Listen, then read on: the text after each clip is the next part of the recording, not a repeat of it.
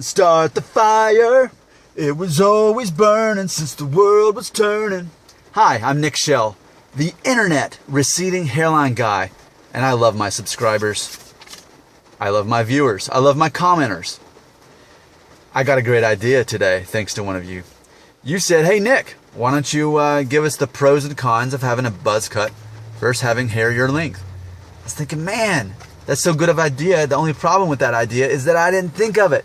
I thought I was a clever guy, but I wasn't clever enough to think about this on my own. I can't believe I've made, like nearly 600 videos, and this isn't one of them yet.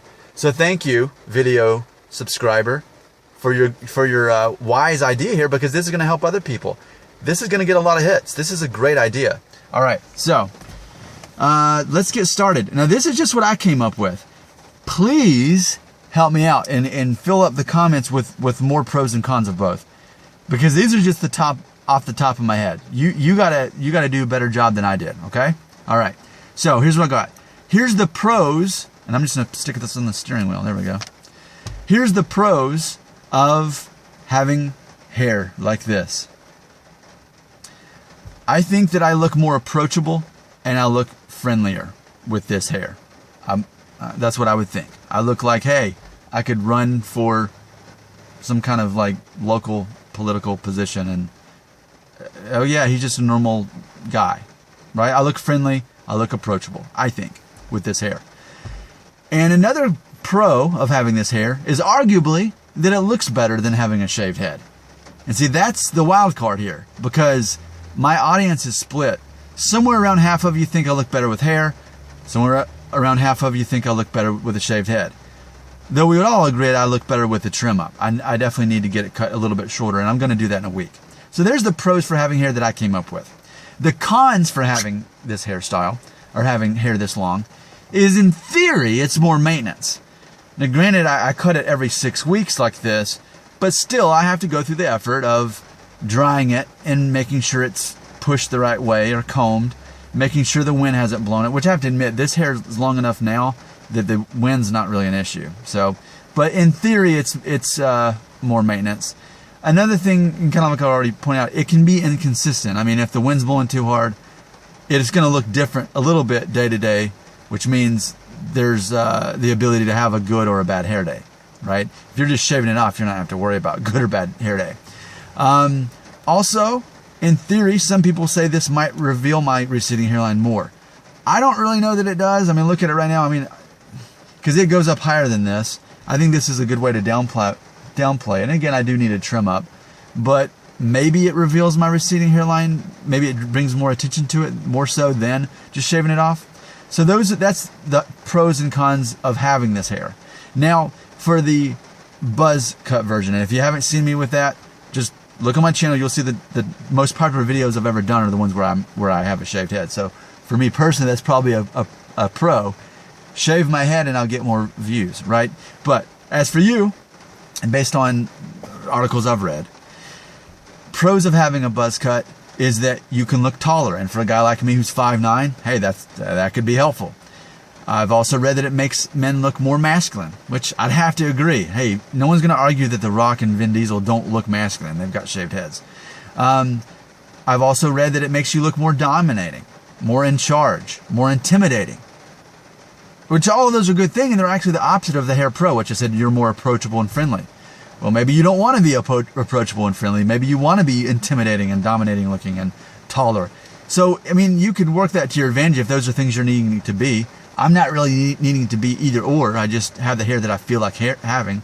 But those are some pros of having a buzz cut. And then also it looks cleaner. I mean, it does look cleaner. I mean, more Mr. Clean, right? He's got a shaved head. And my wife has commented that as well, that it just looks cleaner to have a shaved head. All right, cons of having a buzz cut. Even though having hair is technically involves more maintenance, we can almost say the same thing about having a shaved head, because when I have a shaved head, I shaved it every Sunday. And it made a mess in the sink or whatever, and then I still had to take a shower. And usually it took a second shower to really get all that out of there. Which after that, I was fine for the next 6 days. But still, that was more maintenance in its own right, having to do that every week. Right now, I don't have to do that. I get a haircut, like I said, about every 6 weeks, and it's fine.